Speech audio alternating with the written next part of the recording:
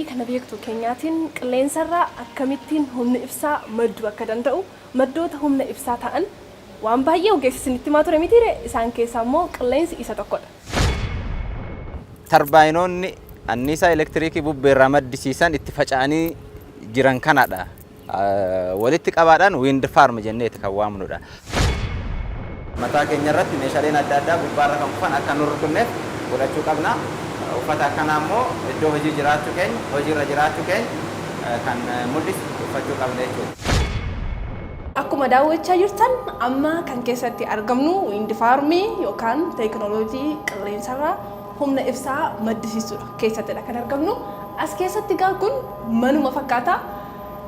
Ejjennoon ittiin ol ba'an illee hedduutu jira garuu baay'ee nama sodaachisa. Maaliif qilleensi yeroo ol ka'u yookaan gadi bu'u haga kaa'ame gadi gaafa ta'u sagalee nama sodaachisu garaagaraatu namatti dhaga'ama. Yeroo of cufus yeroo of banus sagalee garaagaraa dhageessisa. Teekinooloojiin kun egaa yeroo qilleensi haga jedhameetii gadi ta'u of cufuu of banuus hin danda'a. Anis sodaadheen jira ba'aan jira keessa.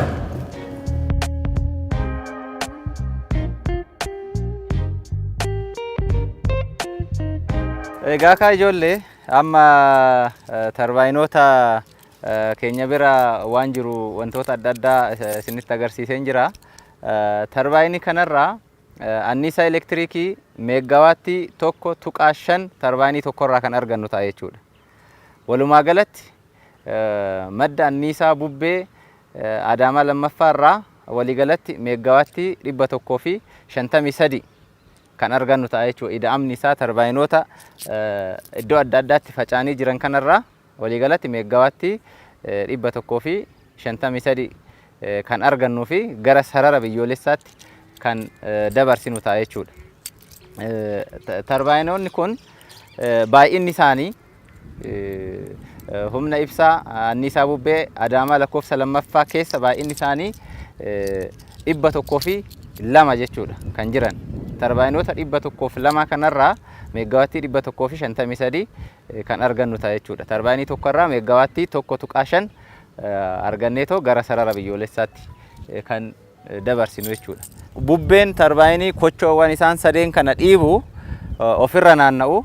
Yeroo isaan ofirra naanna'an immoo qaamni inni elektiriikii maddisiisu jenereetara kan jedhamu ni jira. Jenereetara sanii wajjin walitti hidhamee waan jiruuf jenereetarri sun kan naanna'u ta'a.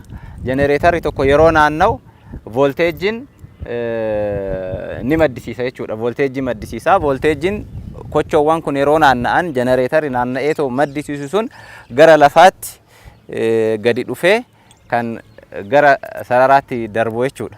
Kanaafuu kochoowwan kun tokkoon isaanii fageenya qabu, dheerina qabu. Dheerinni sunis akka isaan anniisaa humna bubbee akka argataniif tolfameeti jechuudha. Kan diizaayiniin isaa yeroo jalqaba diizaayiniin yeroo hojjetamu akka bubbeen isaan kochoowwan san yeroo dhiibu akka ofirra naanna'an ta'eeti kan hojjetamu jechuudha.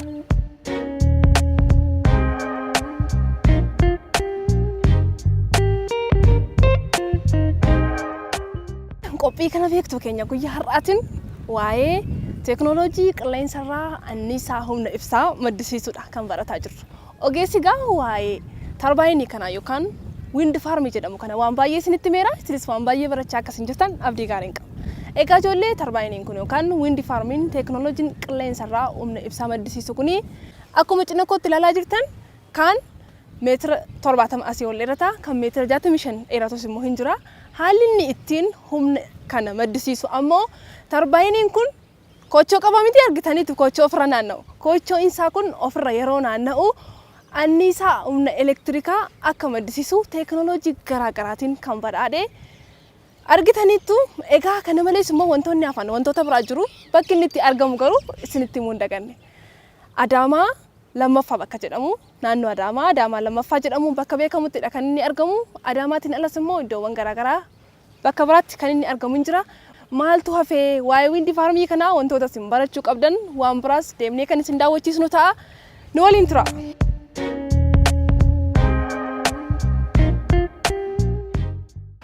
Akkuma bubbeen saffisni bubbee meetira per sekondii 3 gadi yeroo ta'e akkuma hojii dhaabu yeroo saffisni bubbeetis baay'ee guddaa yoo ta'e fakkeenyaaf meetir per sekondii 25 ol yoo kan ta'u ta'e isa siistama isa protection jedhamu ni jira sababa siistama saniitiin hojii dhaaba jechuudha hamma saffisni bubbee meetir per sekondii 25 gadi buutti kanaafuu tarbaayiniin kun hojii kan hojjetu saffisni bubbee meetir per sekondii 3 hamma 25 hedduu kanatti jechuudha hojii kan hojjetu.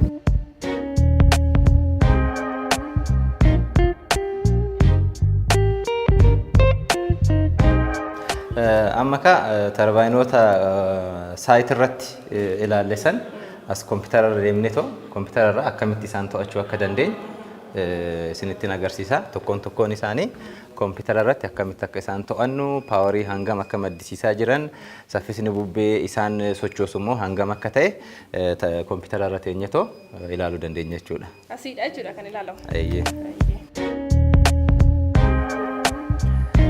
egaa kaama ijoollee tarbaayinii saayitiitti qaamaan ilaallee dhufne san amma immoo kompiitara irratti fakkii isaa akkamitti akka hojii hojjetu haalli inni irra jiru yeroo ammaa kana maal akka ta'e ilaaluu dandeenya. tokkoon isaanii paawarii hangam akka maddisiisaa jiran kompiitara tokkicha kanarratti teenyetoo ilaaluu dandeenya. tarbaayinii kana asuma isa dhaabuu dandeenya hojii isaa akka dhaabu ajaja kennuufii dandeenya kompiitara kanarraa isa dhaabbate immoo kompiitara kanarraa kaasuu dandeenya. Asuma teenyee jechuudha. Asuma teenyetoo kaasuu fi dhaabuu dandeenya yoo barbaachisaa ta'e jechuudha. Fakkeenyaaf paawariin inni yeroo ammaa kana maddisiisaa jiru haa dhaabbatu jenneetoo yoo kan murtaa'u ta'e asuma teenyetoo tarbaayinii kana dhaabuu dandeenya jechuudha. Sababni isaa maalinni teeknooloojiin ilma namaatiif hojii salphisaatidha kan deemu. Fakkeenyaaf asii kiiloomeetira baay'ee deemneetoo dhaaburra asuma teenyetoo siistamaan waan hojjetamee jiruuf dhaabuu hin dandeenya jechuudha. Isa dhaabbates isa rakkoon isa mudateetoo dhaabbates immoo asuma kompiitara kanarra teenyetoo ilaallee kaasuu dandeenya jechuudha. Fakkeenyaaf kompiitara kanarratti amma halluu diimaa yoo godhate tarbaayiniin kun rakkoo qaba jechuudha. Rakkoo wayii isa mudateera. Fakkeenyaaf meeshaan isa jalaa cabeera ta'a, gubateera ta'a, waan jijjiiramu barbaada ta'a. Kanaafuu inni kun rakkoosaa asitti banneetoo rakkoon akkamii akka isa qunname ilaaluu ni dandeenya jechuudha. Halluu magariisni immoo hojii isaa hojjechaa jira jechuudha. Homaa rakkoon qabu hojii isaa hojjechaa jira jechuudha. Halluu keelloon kun immoo asiin dura rakkoon isa mudateetoo rakkoon sun furamee hin dhumne kanaafuu ammayyuu rakkoo keessa jira ni tura jechuudha rakkoon kun. Kanaafuu inuma dhaabbata. Maaliif magariisa ta'ee namni kompiitara kanarratti hojjetu fi namni tarbaayinii kana hojjechuuf tarbaayinicha bira qaamaan deeme kominikeeshinii qabaachuu qaban. Maaliif osoo namni achitti hojii hojjechaa jiru namni biraa immoo asii tarbaayinii kana akka hin kaafneef siistamatu jira jechuudha. Kanaafuu akka balaa namarraan hin geenye keelloo yoo ta'e namni achitti hojii hojjechaa jira yookiin immoo hojiin jalqabame hin xumuramne. Kanaafuu akkanatti hangam akka maddisiisaa jiru amma asumarratti ilaaluu dandeenya. Tarbaayiniin kun hangam akka nu maddisiisaa jiru asumarratti ilaaluu dandeenya jechuudha. Yoo barbaanne asumarratti ilaallaa yoo barbaanne qaamni isaa keessi isaa maal hojjechaa akka jiru maal akka qabuuf keessaa maaltu siistama san keessa maaltu akka jiru ilaaluu dandeenya jechuudha. Rakkoon yoo jiraate akkanatti yeroo bannu asitti nutti hima rakkoo yoo qabaate. Amma maal nuun jechaa jira siistam noormaal nuun jechaa jira. Noormaalidha homaa rakkoon qabu. Gaafa rakkoo qabaate garuu nutti hima asitti nuuf barreessa jechuudha rakkoo isaa. Fakkeenyaaf isa diimaa ta'e kana bannee ilaaluu dandeenya. Rakkoon isaa maal akka ta'e asumarraa hubannaa jechuudha. Asumarraa hubachuu hin dandeenya.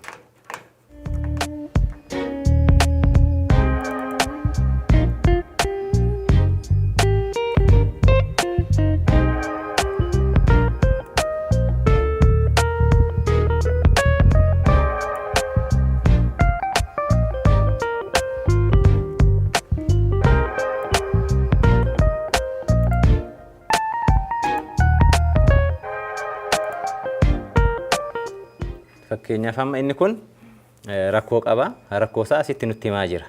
Maal jedhaa? Inni duratti system normal jedhamiti. Inni ammaa kun immoo asitti inverter tripped jedha. Inverter tripped jechuun maal inni rakkoo wayii qunnamee jira. Rakkoo san immoo warroonni as hojjetan ogeessa waan ta'aniif inverter tripped jechuun kun maal akka ta'e ogummaa waan ta'eef ni beekan jechuudha. Kanaafuu rakkoon kun meeshaa barbaada ta'a. Meeshaa bitamuu barbaada ta'a. Meeshaa biyya alaatii dhufu barbaada ta'a. Meeshaa immoo suphamu barbaada ta'a. Kanaafuu akka ogeessatti waan beekamuuf amma ogeessonni achi deemanii hojii san hanga furaniifitti akkanatti tura jechuudha. Dhaabbatan naanna'u jechuudha. Kanaafuu tarbaayinoonni saayit irratti tarbaayinoonni tokko tokko dhaabbatanii yoo argitan sababa kanaan jechuudha kan dhaabbatan. Balaa lubbuu namaarraan ka'uun qabaa garuu wanti kun. Tarbaayiniin kun elektiriikidha kan maddisiisu. Kanaafuu naannoo tarbaayinii san deemanii yookiin immoo utubaawwan tarbaayinichaa san keessa seenuun kan danda'amu ogeessa wajjin hayyama argatanii buufatarraa hayyama argatanii ogeessa wajjin deemaniiti kan ilaaluun danda'amu malee cal'isaniituma achi deemanii keessa seenuun hin danda'amu.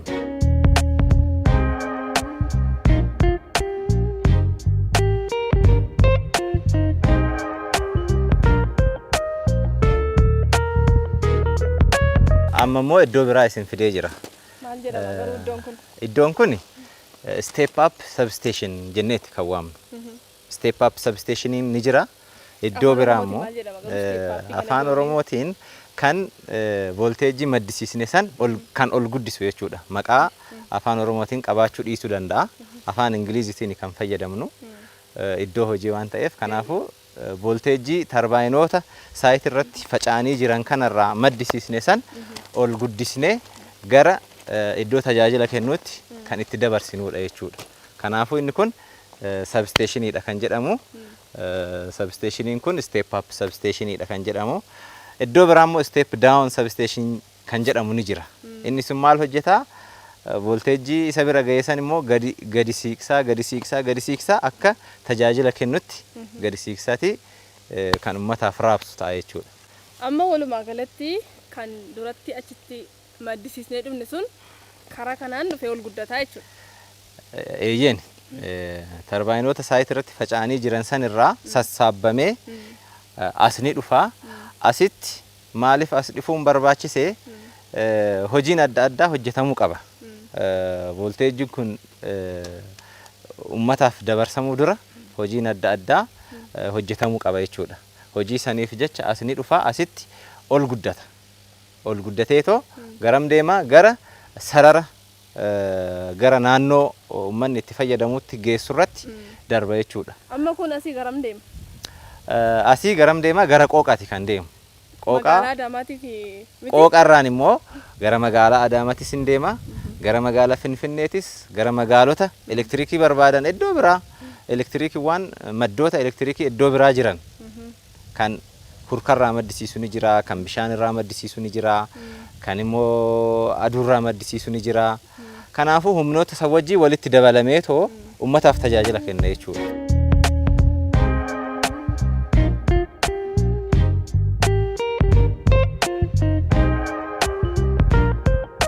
Ijoollee akkam irraa barattanii guyyaa irraa qophii kana beektuu keenyaatiin akkamittiin qilleensa irraa humna ibsaa yookaan anniisaa ibsaa maddisiisuun akka danda'amu ogeessi waan garaagaraa isinitti himee isin barsiisaa ooleera. Egaa ijoollee windi faarmii yookaan teekinooloojiin qilleensa irraa humna ibsaa maddisiisu kun tokkoon isaa meegaawattii 1.5 akka inni maddisiisu walumaa galatti ammoo teekinooloojiin kun meegaawattii 153 kan maddisiisudha. Teekinooloojiin qilleensa irraa humna ibsaa maddisiisu kun Itoophiyaa keessaa bakka lamatti hojiirra kan jirudha. Tokko naannoo Adaamaa kan amma ilaalaa oolle kan hojjetaa jiru uummataaf tajaajila kan kennaa jirudha. Inni kan biraan ammoo naannoo Maqaleettis akkuma kana dhaabbatee kan jiruu fi uummataaf humna ibsaa gahaa ta'e maddisiisaa kan jirudha jechuudha. Ijoollee barnoota asirraa argattan itti dabalachuudhaan biyya keessaniif boru teekinooloojii kanarra caalu biyyattiin anniisaa elektirikaa waan isin irraa argachuu dandeessu wantoota hedduu kalaquu akka dandeessan shakkii hin qabnu. Qophii kana beektu keenya guyyaa har'aa asuma irratti xumurra. Torban keessan torban gaarii isiniif haa ta'u baay'een isin jaalladha nagaatti naaf tura.